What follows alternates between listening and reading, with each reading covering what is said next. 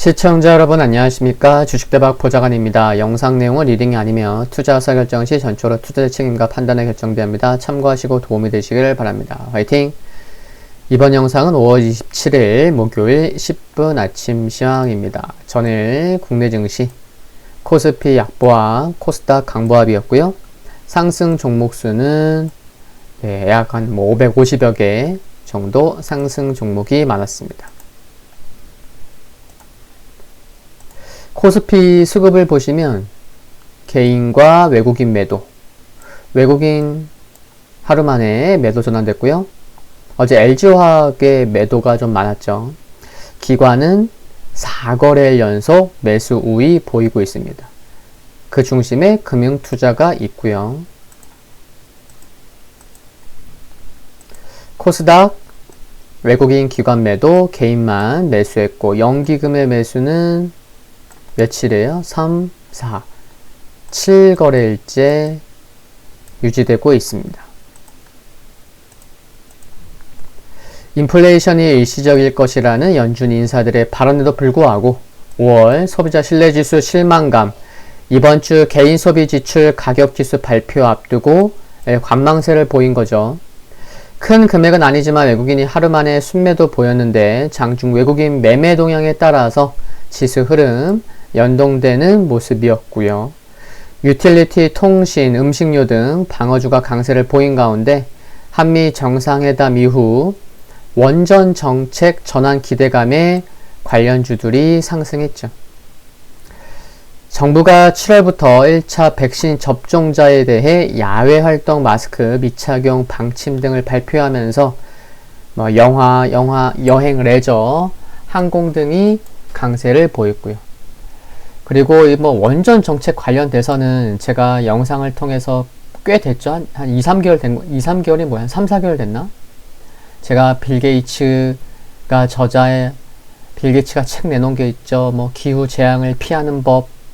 그 책을 한번 소개해 드렸었잖아요. 빌 게이츠, 기후 재앙을 피하는 법.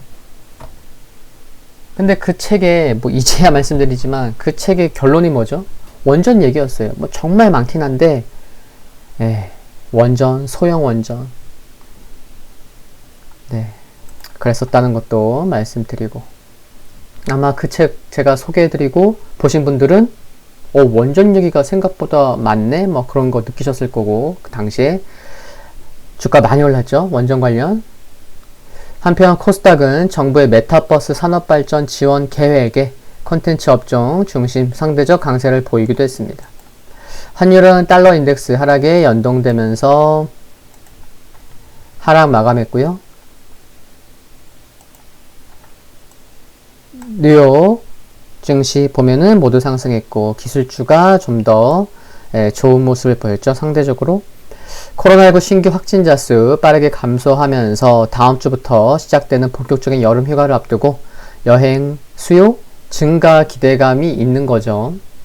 그래서 항공주, 크루즈선사 상승했고 유나이티드 항공 1.8%, 보잉 0.2%, 델타항공 1.7%, 크루즈선사 로열 카브리안은 이제 크루즈여행 시험 재개를 위한 당국의 승인을 받았다는 소식에 4%가량 올랐고 카니발 2.7%.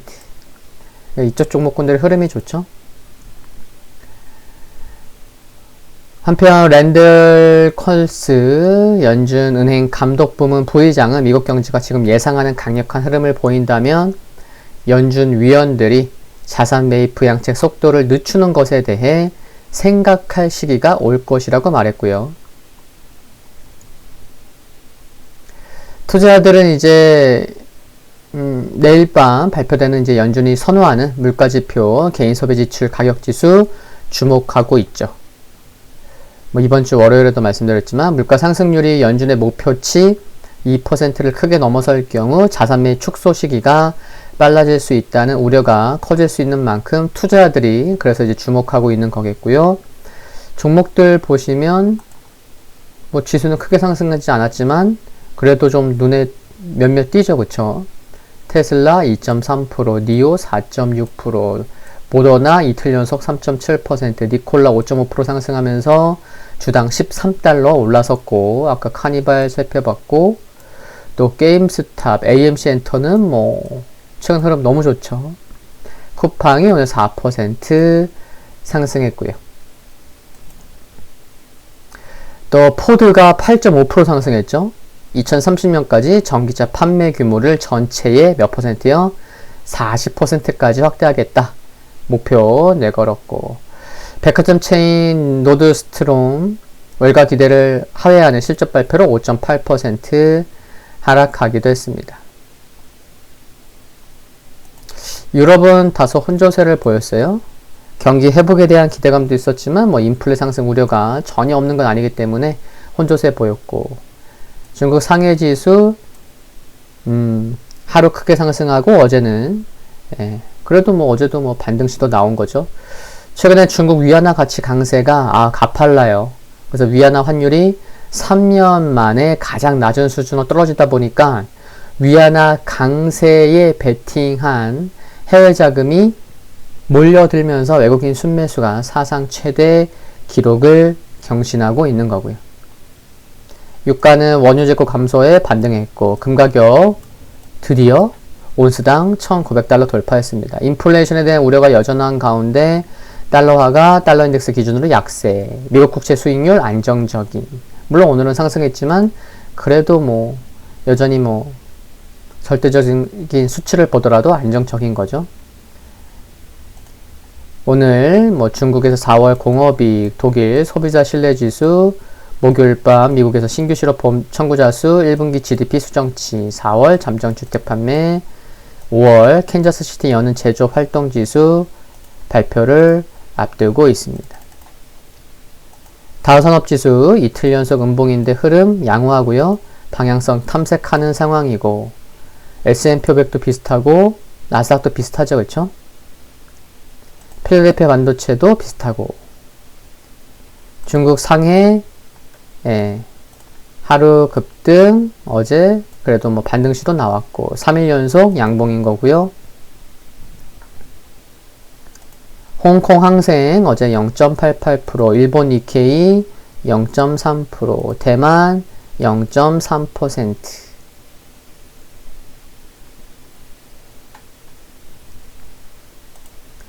금요일 증시 포인트 말씀드리면, 전날에도 리처드 클라리다 연준 부의장이 다가올 회의에서 어느 시점에 이제 자산 매입 축소 논의를 시작해야 하는 시기가 올 것이라고 했는데, 오늘 새벽에도 또 다른 연준위원이 비슷한 발언이 있었고요. 그래서 올해 여름을 지나면서 자산 매입 프로그램 축소에 대한 논의가 연준 내에서 주요 이슈가 될 수도 있겠구나 하는 것은 지속 좀 이렇게 알고 있고 참고하고 계셔야 되는 부분인 거죠. 그렇죠? 전반적으로 뭐 미국 증시도 그렇고 국내 증시도 어제도 그렇고, 또 미국 증시가 오늘 뭐 크게 오른 것도 아니고, 그래도 경제 정상화 기대감 종목군들이 강한 거, 그렇죠? 그러면 지수는 또 오늘 역시나 어제와 비슷하겠죠. 그래서 관망 흐름 속에 뭐 종목별 차별화는 이어질 수 있겠고, 그리고 외국인이 큰 금액은 아니지만 하루 만에 또 매도로 전환했기 때문에, 물론 LG화학의 매도가 집중됐기 때문에 외국인 전체만 놓고 봐도 매도로 마감한 영향이 매우 크긴 하지만, 그래도 뭐 장중에 외국인 수급에 따라서 지수 영향 받았던 것을 봤을 때는 외국인 수급 동향도 중요하겠다는 거 오늘 역시나 체크해야겠습니다. 성공 투자하는 하루 되시기를 바라고요. 구독과 좋아요는 큰 힘이 되고요. 감사합니다.